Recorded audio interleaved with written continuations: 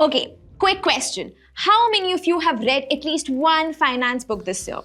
Rich Dad, Poor Dad, Psychology of Money, The Intelligent Investor?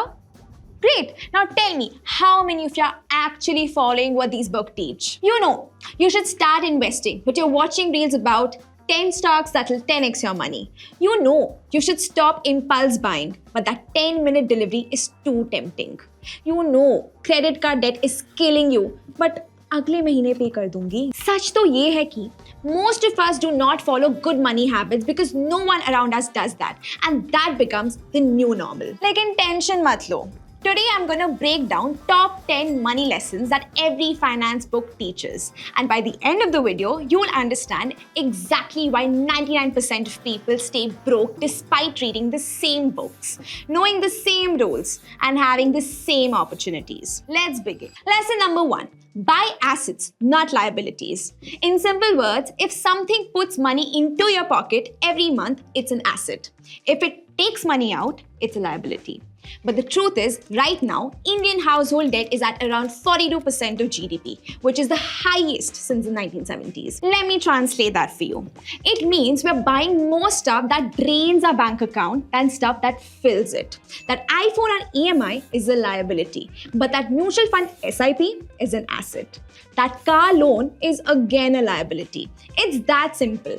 But we don't do it because वो नया iPhone या नई car हमें ज़्यादा validation देती है. Lesson number 2 is your mindset is your ceiling.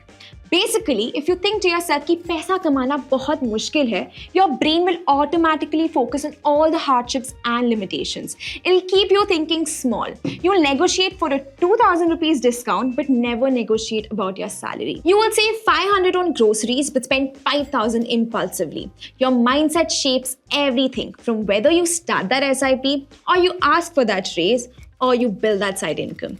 I know people earning 50,000 a month who have saved close to 2 lakh by the end of the year. And I know people earning 2 lakh a month who have nothing by the end of the month. The difference is the mindset. Okay, lesson 3 is interesting and something most of us should try and implement in our lives. It's don't trade time for money your entire life. Look, a job is great. मुझे भी salary मिलती है. So I am not anti-job. If you earn 25,000 a month, you're in the top 10% of earners in this country. Let that sink in. Top 10%. But even at that level, your income has a limit. There are only 24 hours in a day. Your body can only work so many hours. Your company will only pay you so much. That's why wealthy people don't only have jobs, they have systems. They also invest in assets that grow while they sleep, like index funds that compound automatically. Lesson 4, and something you hear a lot. Start early, stay invested. Everyone talks about compounding. Albert Einstein called it the 8th wonder of the world. Blah, blah, blah. But let me show you the 8-4-3 rule that'll actually make sense.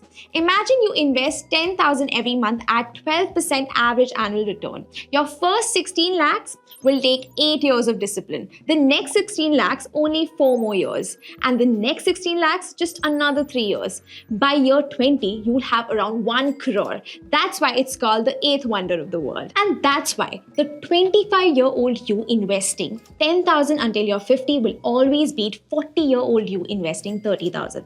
Because for compounding to kick in, you need to give it time. The more time your money spends in the market, the more time it gets to compound to get you those explosive returns. Lesson 5 hits hard. Your emotion decides your bank balance. When the market crashes, fear makes you sell at the bottom. When the market booms, greed makes you buy at the top. And the data is brutal. 91% of futures and options traders in India lose money. Not 50%, not 60%, but 91%. Why? Because they're trading on emotions. They see someone on Twitter making 50,000 in a day and think, ये तो मैं भी कर सकती हूँ. But you see, the truth is the market doesn't care how you feel. It only rewards patience. Lesson 6 is simple. Diversify. Remember this simple rule. One mistake should not destroy your entire financial life.